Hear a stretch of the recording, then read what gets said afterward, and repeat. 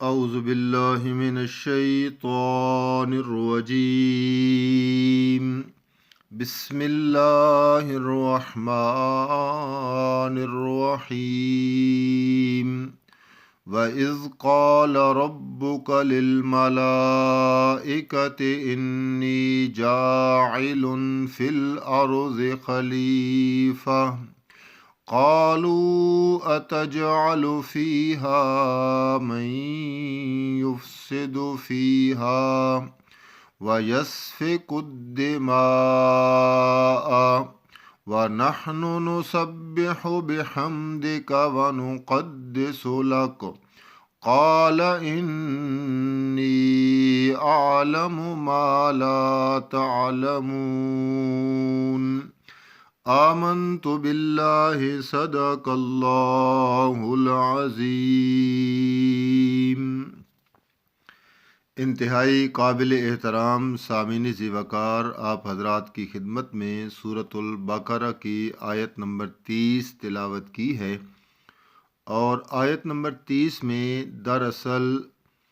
اس بات کا اعلان کیا گیا اور اس سوال کا جواب دیا گیا کہ انسان کون ہے اور یہ زمین پر کیوں آیا اور اس انسان کی ذمہ داری کیا ہے۔ ظاہر بات ہے، جب انسان ان سوالوں کے جواب قرآن پاک سے دیکھے گا، قرآن پاک سے سیکھے گا، تو اسے اپنی ذمہ داری کا بھی احساس ہوگا، اسے اپنی پہچان بھی ہوگی، اور اسے زمین پر کیوں آیا ہے اس کیوں کا جواب بھی مل جائے گا۔ اور یہ بات کوئی بعید از عقل نہیں ہے، بلکہ انسان کو یہ سوچنا چاہیے کہ میں زمین پر کیوں بھیجا گیا، میری ذمہ داری کیا ہے۔ کیا میرا صرف زمین پر آنا اور میرا زندگی گزارنا کیا صرف اسی لیے ہے کہ میں صرف کھاؤں پیوں موج مستی کروں، اور پیدا ہوا اور پھر مر گیا، مجھے دفنایا گیا، کفنایا گیا، جنازہ پڑھا گیا، بس کیا میرے دنیا میں آنے کا یہی مقصد ہے؟ تو انسان سمجھ سکتا ہے کہ ایسے نہیں لگتا کہ جسے اللہ تعالیٰ لقد خلقنا الانسان فی احسن تقویم، بہترین سانچے میں ہم نے انسان کو بنایا ہے، جس پر قسمیں اللہ تعالیٰ اٹھا اٹھا کر اس کے بہترین اور خوبصورت ہونے پر گواہیاں دیں۔ اس کا دنیا میں محض کھانے پینے کے لیے موج مستی کے لیے آنا یہ نہیں لگتا ہے، بلکہ انسان کی بہت بڑی کوئی ذمہ داری ہے جس کو اللہ تعالیٰ نے انسان کے ذمہ سونپی ہے، اس کی ٹو کرنی چاہیے۔ بدقسمتی کے ساتھ ہماری جو 24 گھنٹے کی زندگی ہے، روٹین ہے، یقین جانیں جہاں تک میری آواز پہنچ رہی ہے، آپ اپنے ضمیر سے فیصلہ کریں کہ ہم نے 24 گھنٹوں میں کبھی یہ سوچا ہو کہ میں انسان کیوں بنایا گیا، مجھے زمین پر کیوں بھیجا گیا، اور میری ذمہ داری کیا ہے، میرا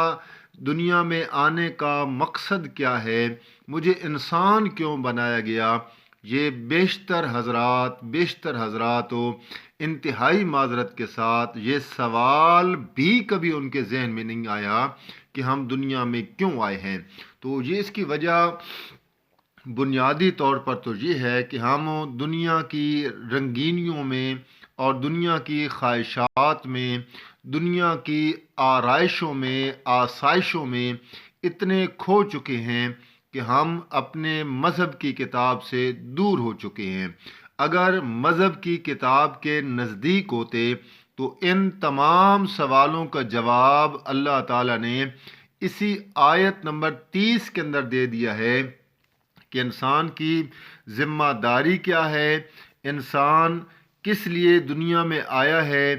اور انسان کون ہے، یہ اللہ تعالیٰ نے اسی آیت میں بیان کر دیا ہے۔ فرمایا انی جاعل فی الارض خلیفہ، کہ میں نے انسان کو زمین پر اپنا خلیفہ بنا کر بھیجا۔ خلیفہ کے بہت سارے معانی مفسرین حضرات نے لکھی ہیں، لیکن جس کو میں نے پسند کیا ہے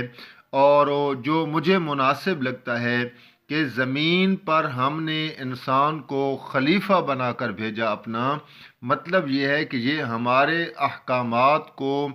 نافذ کرنے والا ہم نے اسے بنا کر بھیجا۔ جس طریقے سے انبیاء دنیا میں آئے، انبیاء نے اللہ کے طریقوں کو، اللہ تعالیٰ کے قوانین کو، اور جس طریقے سے اللہ تعالیٰ نے انہیں سمجھایا کہ جا کر اپنی اطاعت کا، اور دراصل آپ کی اطاعت میں جو خاص پہلو ہے وہ میں اللہ کی اطاعت ہے، اس کی طرف لوگوں کو راغب کرنا ہے، لوگوں کو ترغیب دینی ہے۔ میں اللہ تعالیٰ کے پیغامات سنانے ہیں، احکامات سنانے ہیں، پھر جو مان جائیں گے ان کے لیے خوشخبریاں سنانی ہیں، جو نہیں مانیں گے انہیں ڈراوے سنانے ہیں۔ تو انبیاء ہوں یا انبیاء کے امتی ہوں، ہر طبقے کے لیے اللہ نے فرمایا کہ اسے میں نے زمین میں خلیفہ بنایا تاکہ وہ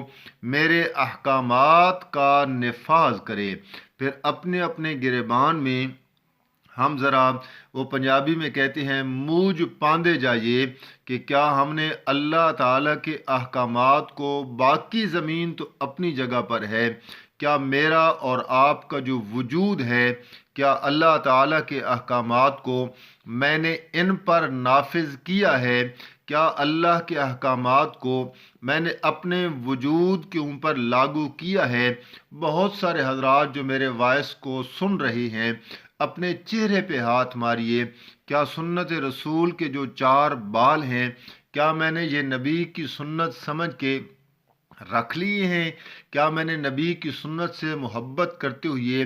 چہرے پر داڑھی کو سجا لیا ہے؟ اب یہ میرا موضوع نہیں ہے، وگرنہ اس پر میں لمبی چوڑی گفتگو کرتا کہ سنت کی کتنی اہمیت ہے، اور نبی اکرم صلی اللہ علیہ وآلہ وسلم کو جو بغیر داڑھی کے چہرہ تھا وہ کتنا ناپسند تھا آپ کے دور میں، اور کوئی صحابی ایسا نہیں ہے میرے نبی کا 1,00,000 صحابہ میں سے جس کے چہرے پر داڑھی نہ ہو، اور کوئی نبی ایسا نہیں ہے 1,24,000 پیغمبروں میں سے کہ جس کے چہرے پر داڑھی کے بال نہ ہوں، یعنی وہ داڑھی کو منڈواتا ہو، صاف کرتا ہو۔ معلوم ہوتا ہے کہ یہ بال اللہ کو اتنے محبوب تو لگے نا کہ 1,24,000 پیغمبروں کے لیے اللہ تعالیٰ نے خاص کر دیے، اور نبی کے صحابہ نے اپنے چہرے پر نبی کی سنت سمجھ کے سجا لی ہیں۔ غرضے کہ یہ دیکھ لیں، پھر میرا وجود دیکھ لیں، اپنا وجود دیکھ لیں، میں دیکھوں، آپ دیکھیں، کیا اس پر اقیم الصلاۃ، نماز کو قائم کرو، آت الزکوٰۃ، زکوٰۃ ادا کرو، اتم الحج والعمرہ، حج اور عمرہ ادا کرو، کیا میں نے ان احکامات کو اپنے وجود پر لاگو کیا ہے؟ میری یہ جو 6 فٹ کی، 5 فٹ کی، 4 فٹ کی زمین ہے، کیا اس پر میں نے اللہ کے ان احکامات کو لاگو کیا ہے، نافذ کیا ہے؟ کیا میں نے اپنی 4 دیواری کے اندر شریعت کو نافذ کیا ہے، یا میں معاشرتی طور پر اس نعرے کا درپے ہو گیا ہوں، ادھر چلو جدھر ہوا چلے، ادھر چلو جدھر اکثریت چلے، ادھر چلو جس طرف لوگ خوش ہوں، ادھر چلو جس طرف معاشرہ خوش ہو، بس اسی طرف چلو جس پر لوگ خوش ہوں۔ اگر یہی نظریہ ہے اور اسی ڈگر پہ چل رہے ہیں تو معذرت کے ساتھ پھر زمین کا خلیفہ آپ نہیں بن سکتے ہیں۔ اللہ کے حکموں کو ماننے والا اور پھر مان کر ان کا نفاذ کرنے والا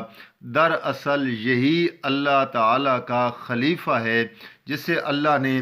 زمین پر بھیجا ہے کہ جاؤ اور میرے احکامات کا نفاذ کرو،